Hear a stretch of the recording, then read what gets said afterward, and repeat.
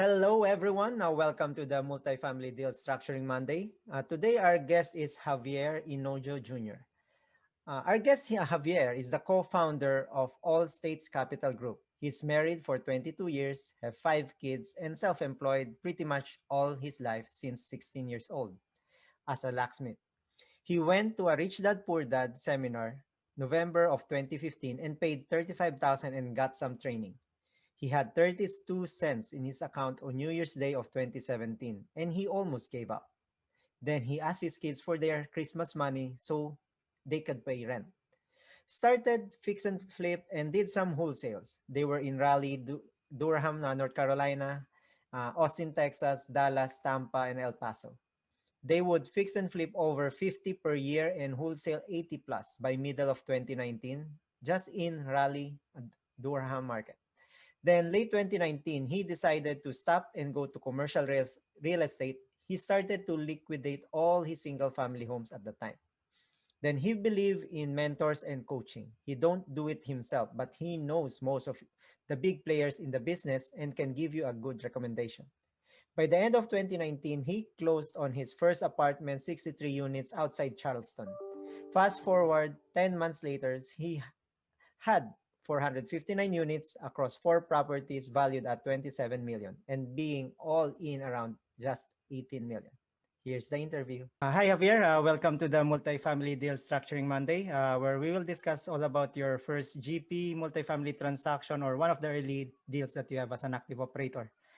Thank you for joining us here in the show. Thank you for having me. It's a pleasure. Yeah. So let's start with tell us about yourself. Sure. I like walks to the beach. I like margaritas. No, I don't like margaritas. I'm not sure that's one of the questions. No. Look, I'm in my early 40s. I got 5 kids. Been married for over 20 years. I'm a high school pushout. Don't have a college degree. And I've always been an entrepreneur. I was in the military, but I've always been an entrepreneur, right? And I started real estate about 5 years ago, doing single family flips. And roughly about 11 months ago, I switched over to multifamily. Okay. Yep. Thank you for your service. Oh, thank you. Yeah. Then, so I think that answers my second question, which is you have a real estate experience prior to multifamily. So you have done flipping. Yeah, I did a lot of flips. Yeah. I tell people I'm 24. Well, I told you I'm 40. I'm 41, but I tell people I'm 24 years old, but I'm look like I'm 41 because I flip houses. Well, I used to. Yeah. You still look young. Yeah. So where are you currently located? I'm in Raleigh, North Carolina. Raleigh, Durham. Oh, okay, Raleigh. Then, yeah. So how did you end up in multifamily? I was actually at a mastermind, single family mastermind meeting, and there was a lot of people doing I was doing like 50 flips a year, and there were some folks doing 200 flips, 10,000 transactions, just on the real estate side. And I was getting ready to scale my business. And I had been to a multifamily event just a few weeks before. And I told my wife, I said, honey, I don't want to do this. If I'm going to spend all the time and energy to scale, I just want to just scale doing multifamily, and I can do it better, quicker. And that was it. Right. I mean, that's basically it. That's what got me to multifamily. Okay. Yeah. To an event. Then, any limiting belief that you have, and how were you able to overcome it in your? Yeah, for sure. I mean, I always talk about that. Talk about belief right away. You got to hang out with people that you like, people that are going to encourage you, not put you down. And you got to get rid of the people that, just bad for your life. It's unfortunate. Okay. But yeah, you got to believe. If you hang out with people who are believing, who are winners, it's just so much easier to get ahead, right? Yes. So just much easier, for sure. Got to believe, number one. Yep. Then, let's talk about your first deal in multifamily. Like, what's the source of the deal? So, when I decided to switch over, it was like October-ish, November, kind of. And I said, I'm going to buy my first deal by the end of the month, right? I mean, by the end of the year. I didn't even know it takes like 90 days, sometimes 120 days to close on it, right? So, I didn't know anything better. And I just said, I'm going to close it by the end of the year. And I just I started making phone calls, connecting with people, finding out how I can help. Right? What can I do to close your deal? What can I do? How can I help? And eventually, I found a buddy who had a 63 unit under contract right outside of Charleston, South Carolina, and then I helped them close that deal. Um, and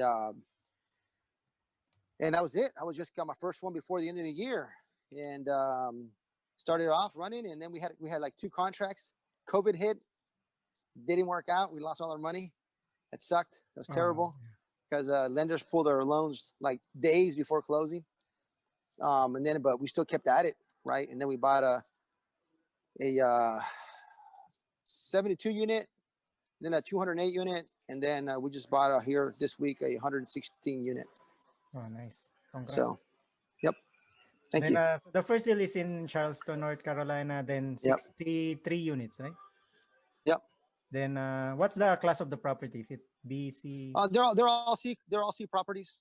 C properties. In like B areas, C plus areas. Okay. Then so for your first deal, the one in Charleston, what's the story of that property? The what was the question? What's the story of the property? The story. So the owner lived in Vietnam, and the owner's sister was running it with her husband. So it was run by mom and pop basically. Right. And it was just the rents were so low and just bad maintenance. So it was perfect. Right. It's a perfect property. Mm-hmm. That's what I liked. Mm-hmm. Okay. Yep. And the all-in price on that, I believe it's 4.7. Oh, hold on. Let me see. Yeah, about 4.7. And the stabilized value is a little bit over 7 million, like 7.3. Don't quote me on those numbers. Yeah, I don't remember, but it's pretty close. It's pretty close. It's around that time. So yeah, we'll be in around 4.5, 4.7, and it's worth like 7.1. Mm-hmm. Right. And we'll almost be done with that cycle here in the next few months. Oh, nice. Then were you able? I know, like it's a mom and pop. Were you able to get like a decent T12 or rent roll from them, or not really? Okay. No. So you're just kind of you need to build, I guess, the T12. I'll give you the last one. I mean, there's one that we did that. We got one that the guy gave us all the paperwork in a big brown bag, big black bag. Here you go.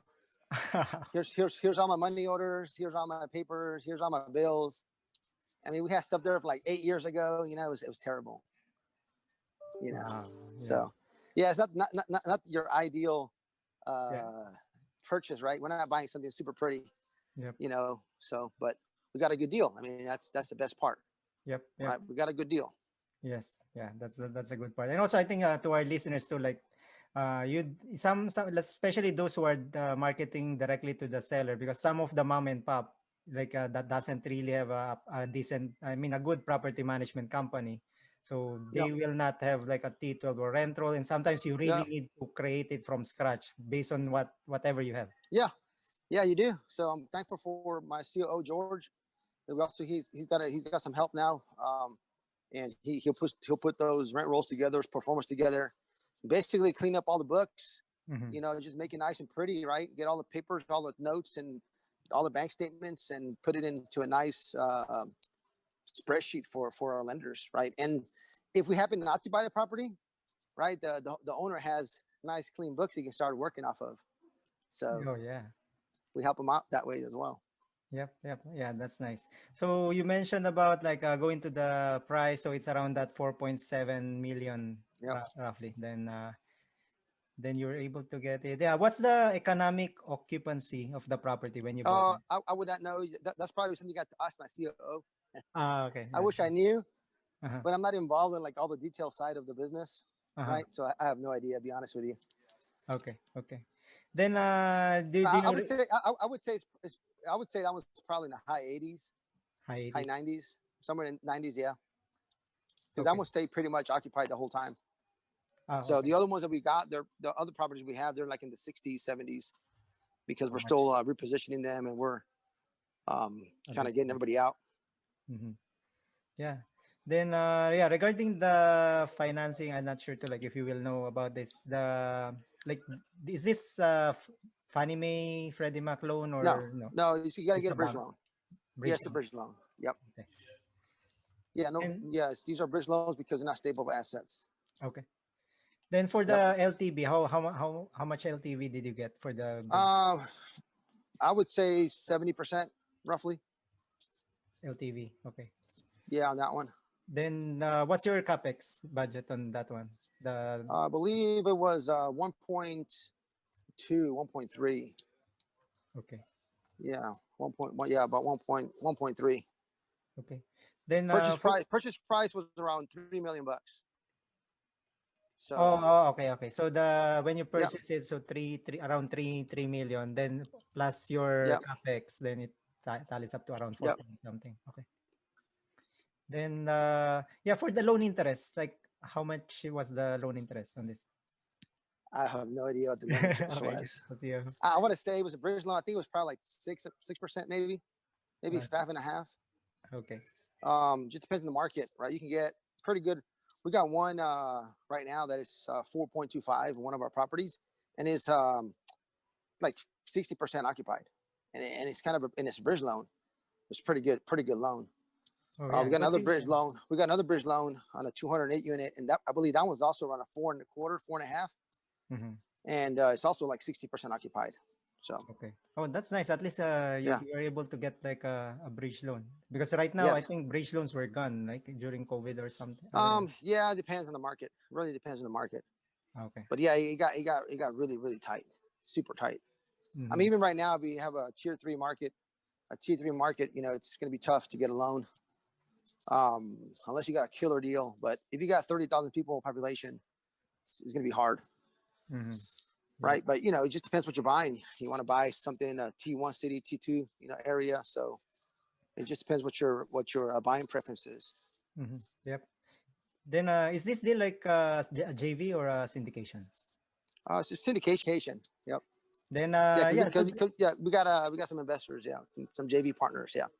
okay. Yeah, what's I don't know if you know the investor split, the on the investor side. Well, you know Like what? a 70/30? Honestly, that doesn't matter, right?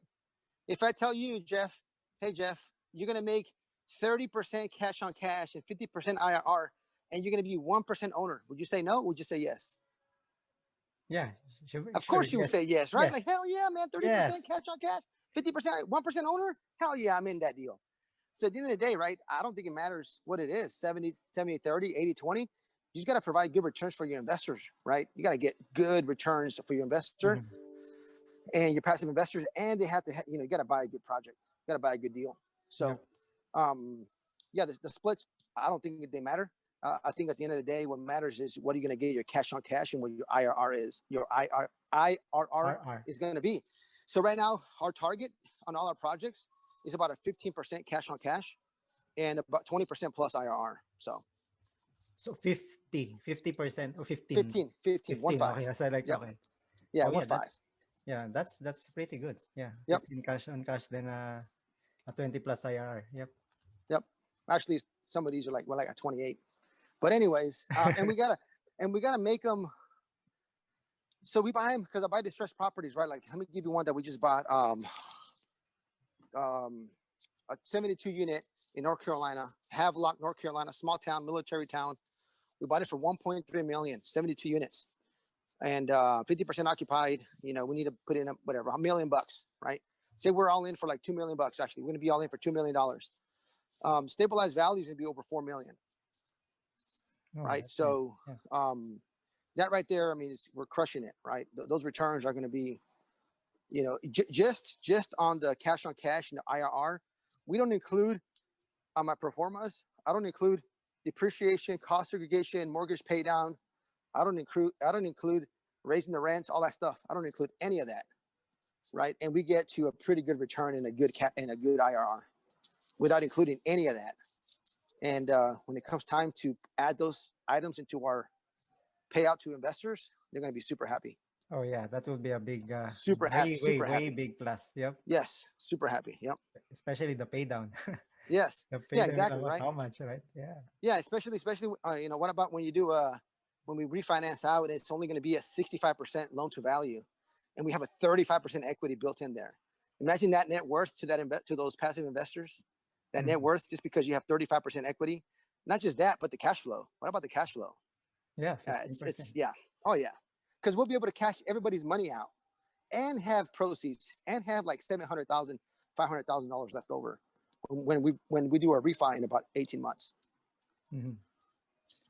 So So usually at least your business plan is refi around that 18 months to 2 years, then yep, cash out, yeah, cash out, right? The pay then back the return the first, money. yeah, pay back the bridge loan, return the capital to the investors, and everybody's still in the project, right? Nobody's out of the project. Nice. Everybody's in the project, and now it's a free property. It's free, Mm-hmm. right? Because everybody got their money back, but you're still collecting a check. You still, still own your equity, right? Equity in perpetuity. Yep. Yep. So So it's kind of like now infinite return, because there you go. if you Yeah, don't yeah, have infinite. no Yeah, money. yeah, exactly. It's an infinite return. Yeah, that's So pretty nice. yeah, Then yeah, for let's going to the next section of the show is regarding sure. due diligence. Do you recall like what the different due diligence that you did on the first property? So I have a COO. He takes care of pretty much 90% of the due diligence. You should have probably interviewed him. So Okay. I'm not a detail person or like a systems person for say like a operations person. I'm not. Right? I'm like the I'm a big I'm the I got the vision. I'm just a big thinker. I'm like just a big picture, right? So yeah, I mean due diligence. We can talk about that for 10 hours. Yeah, yeah. We can talk about for 10 hours, but yeah, I mean there's a whole bunch of due diligence to do with these things, right? Area, call the cops, drive it at night. Man, I've been shot at. I got a video where I got shot at as I was driving the property at night. I'm like, that was Wow, tough. really? And but yeah, you got your whole due diligence checklist, right? It's it's a big list. Hmm. Yep. But if you have any question in particular about that, I'll let you ask and I'll see if I have an answer. Yeah, yeah. No, I think that's just the basic, like what, or like what kind of due diligence you did, like scoping, survey, Yeah, list audits. I guess you definitely yeah, list yeah, audit yeah, you did. yeah. You got to scope the line. You got to scope all the plumbing lines, right? You got to get your your survey, whatever the lender's asking you for as well, right? So all that boring stuff that is just it's what makes this part of the business not fun for me. That's why I hire somebody that loves to do that stuff because they'll Yeah, do a better job than me, yeah, right? yeah. Then yes, for the next section, the capital raise. So how Yep. much investors' money did you need to raise on this? Um, so we raised 1.1, 1.3. It's $100,000 a unit. So Okay. we pretty much that's what we've done across the board. Um, we raised 2.3 for another project in Tulsa. We just bought a mobile home park and we raised $1 million, 1.1. So basically, it's about $100,000 every time. The only one we raised a little bit less was we did $75,000 units for the one in North Carolina. Mm-hmm. Okay. So So that's a capital raise. Yeah. yep, Then so do you recall like how many investors were there around roughly? yeah. If it's just usually 10 to 20, depends. $100,000. So on that one right there, 12ish, 12 or 13. Okay, for that particular property. Okay. Yep. Then yeah, so I think the closing, like how much was, I don't know if you know because these are numbers. How much were the closing costs? Like Oh rough? yeah, no idea. No idea. So yeah, Yeah, no idea. but Yeah. for the LOI to closing, how long did it take for you for that first property? Oh, that one I think my buddy Jennings is the one that had it under contract. I think it took him like 6 months to close. 6 months. Okay. Yeah, 6 months. So on average, right now we're seeing about we closed another deal that took us about 7 months to close, and another one's taking about 4 months right now. Mm-hmm. Pretty much everything's taking like 4 months to 7 months. Um, just because of COVID and just extensions and lenders needing more time, not knowing where the market was going. The mobile home park we closed it pretty quickly, like in like 2 months, like Mm-hmm. 2.5 months. We closed it pretty quick. Okay. But yeah, closing costs. It just depends, right? Because what if you got a broker? I mean, you got to pay him his fee. If you got points for the loan. If you got to do PPM. You got to do your due diligence. I mean, you probably got to spend $100K pretty Mm-hmm. easily Yeah. on a closing. Okay. Yeah. Yep, Then that's nice. Then a hundred yeah, we thousand. Yep. reached yeah, we reached the last section of our show where I asked every guest this final five Okay. sizzling questions. All right. So the number one You said question is, hold on. You said sizzling. I like my steak medium well. No, yeah, yep. go ahead. Then, no, yeah. So the first question is, any lessons learned that you want to share from deal analysis, due diligence, capital raise, closing experience? Uh, Yeah. don't try to raise money until you know that it's going to be a good deal, right? You don't want to waste everybody's time, So that's probably one thing that I've learned, and get everything in writing. So make sure you have a paper trail. Okay. But yeah, and also, yeah, since I guess this will be useful also for listeners, since you purchased a lot of these distressed properties. What advice you can give our listeners, let's say, if they are looking now to look at the distressed properties as well now? What advice? Yes, This yeah. is my best strategy. I can share my best strategy, which is get a great purchase price. Right? Don't overpay for it. Mhm. If you're newer and you think your rehab is 5,000 a unit, double it. Okay, right? You're not gonna get a $5,000 per unit on a building that's you know it's torn down, right? You have empty units. It's not feasible. So I always go higher with your rehab. Okay. Yeah. Go Then higher with any your rehab and get a good price. yeah, yeah. Yeah, any also hurdle like from financing point of view that the banks wanted to know that because this is a distress, this is a low occupancy, what do they require in terms of financing? So the loan sponsorship team's got to be strong. You got to be liquid, just like everything, right? It's got to be a good market. You got to show a history that you've been able to do a property like that. So if you can't sign for a loan, you got to find someone to help you who's got experience on the asset management, and they want to know who's going to be doing all the work, right? Like, okay, you got 50% of the units are vacant. Who the property management company is, right? Who's doing the construction? It's the biggest thing they're going to want to know. Yep, yep. I think that's good. Then, so for the second question, any recommended books? So that's a wonderful question. I'm probably going to be once your viewers see this and listen to this or see this interview, they're going to be like, man, I can take over the world. If Javier can do this, I can do it, right? Look, I'm a high school push out. Didn't go to college. My college stories, I showed up to fill out my application. I forgot my pen.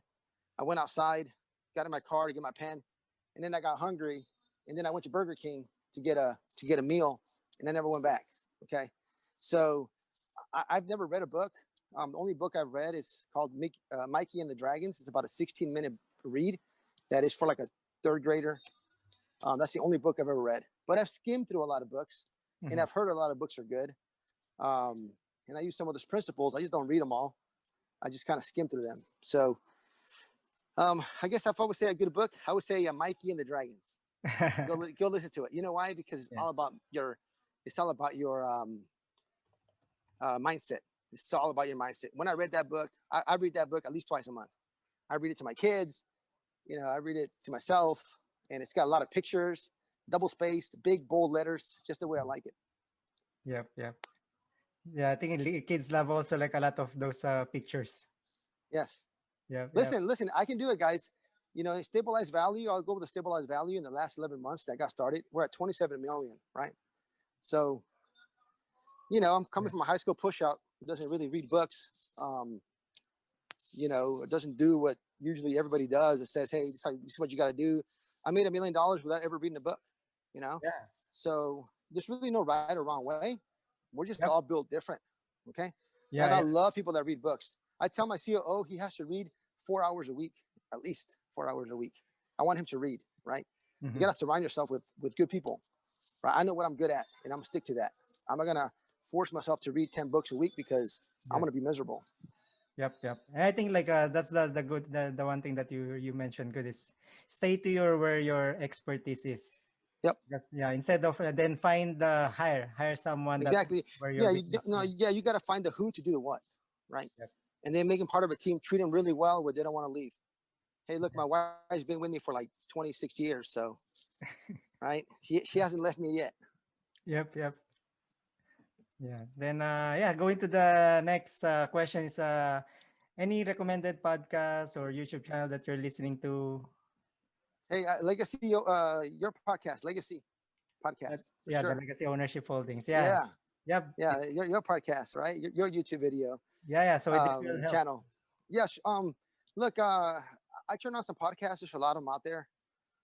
Um, and just whatever you feel like, right? If you feel like maybe you feel a little down, you need some motivation. Well, you know what? Pick yourself a good podcast is going to build you up, right? Stop feeling sorry, right? Stop feeling sorry for yourself and just go do it. The guy that wrote that book, Mikey and the Dragons, he's like an ex SEAL, Navy SEAL. Gosh, I forget his name. Some big dude, bald guy. He has a podcast, Jaco something. I forget his name. Oh, But yeah, yeah, yeah. I yeah. think What do you, the what does extreme he say? ownership, right? Yeah, there you go. Yeah. What does he say? He says, Joke. hey, today I feel like, he's like, man, I don't give a crap, to say it nicely. What'd you feel like today? Just go do it. Right. Mhm. So anyway, that's basically, Yeah. listen to the right podcast. Depends what you want, right? If you want some motivation, to motivation. If you want to learn how to do due diligence, watch this podcast, but don't watch me because I didn't help out on that at all. Yeah, yeah. And I think like because I think at least there's a lot of podcasts out there, and also like if you're focusing on one thing, like let's say what as you said, if you want to learn due diligence, try to find just search due diligence actually podcast like Yeah. multifamily. Oh yeah. Yeah. And you can go down the road 8 hours of due diligence. Yep. Instead of That's going awesome. to yep. I love people like that. I'm glad they're in this world. Yeah. Then yeah, the fourth question, yeah, this is the time to promote yourself. What's your acquisition criteria for multifamily location units? So to let everyone know and reach Sure. out to you. I would like 60 units and above. Um, Sorry about that. Let me put this. There we go. I'm on my phone. Somebody's calling me. Sorry. So my criteria is 60 units and above, and it's got to be a great purchase price, right? Nice. And we can, if somebody out there has some distressed properties and they're looking for maybe more stable stuff, hey, shoot them our way. We'll JV on it, right? We'll help you close them. I got a Facebook group I just started about a week ago, 10 days ago. We have almost 700 members. Nice. Billion dollar multifamily and commercial real estate. That's the name of the Facebook group. So anybody feel free to join that, and feel free to post any podcast you got coming out too, Jeff, on Oh, that yeah. Facebook group. Feel free to do that. Oh yeah, yeah, sure. Yeah, thanks. Yep. Then yeah, I think I'm a member of that Yeah. Facebook Awesome. group. Yep. Yeah, I'll also mention it in the show notes so that people Awesome. can Appreciate it. yeah. Oh, and I also do have self promotion. Let me see. Self promote myself. Um, we also get properties like we go directly off market. So there's about 12 folks on staff at my company right now. So we do have a lot of projects pretty much all over the place that doesn't fit our box, right? It might be a 20 unit in somewhere in Texas, right? That we're not going to buy just because it's too small, really. But there's folks out there that are buying 20 units. There's people buying 12, people buying 25, or whatever it is. So, we also sell our contracts, so we'll JV, but we just don't put a lot of time and energy in it because they're too small for us. Mhm. But they're still good deals. So we get a lot of stuff off market. So if you're looking for some stuff that's off market, find me. Yeah, yeah. I think yeah, that's a good way to because I know people that is starting up. Maybe that's a good way to start contact Yeah, with you, exactly. connect Yeah, and with you. maybe you don't have to go get your own deal. We got some Yeah. right that might fit your buy box. Yep. Yep. That's amazing. Like yeah, I will put the notes I guess leading to the next question is what's the best way to contact you? Facebook. I mean, that's probably the best way, right? With my name, Javier Jr. It's only me and my dad in the whole Facebook, I think, with that name. Yep. So you'll find me. I'm the guy with the beard. My dad's bald, so that's not him. It's not. So you find him, you find me. You find me, you'll find him. So yeah, just Facebook. It's the best part. Send me a direct message. Join the Facebook group. Um, Try to give a lot of content for everybody. Okay, sounds good. Yeah, I'll put probably your direct Facebook URL in the because I Oh, think perfect. we're Awesome. friends. I'll put that in Yep. the show notes so that they can just directly add you as a friend and send you a message. Because definitely that Perfect. will help. Like as you said, Yes. you have a lot of deals. A lot of people are still looking, even the ones in starting up, like looking for small deals. Then definitely you can they can connect with you. I that's got a buddy who got a small deal in quotation marks. He made like $800,000 on it. You nice. know, he was all in for like 500,000. He made $800,000 like in a year and 4 months. I'm like, oh my gosh, that's not bad. Yep. So Yeah, I will accept that. yeah, I mean, it's not bad, right? And he was able to take it down on his own, right? So Yes. it wasn't so hard, but you might still need help for 500,000. Hmm. But it's a lot easier to take down than 5 million. So Correct. Yep. Yep. Makes sense. Okay, I think we reached the end of the show. Thank you. Thanks a lot, Javier, for your time. And it was a yes, fun, Jeff, yeah, interview. appreciate it. Appreciate it. And the one thing I leave to your listeners is just believe, guys. Have a good mentality. Be positive, and be grateful, right, for whatever you got. Right, just be grateful, and expand your mind. Hang out with the right people. If you see, this is my office. You see all these beautiful cars back there. This is where I kind of work every day. Right, it's Yeah. my office, a private club. I hang out here. Rub elbows with a lot of wealthy people, and you just make good connections. So don't hang out where you usually hang out. Okay, if you're not making those connections. All right, just change your atmosphere. Change your sphere of influence. Yep. Yep. Yeah. Change the people surrounding you. Like those, I think surround yourself with those that are already successful, There you go. wealthy, and the ones that you want Yes, to be with. I mean, to become. exactly. Yeah. That's right. Yep. Yep. Okay. Thanks, Javier.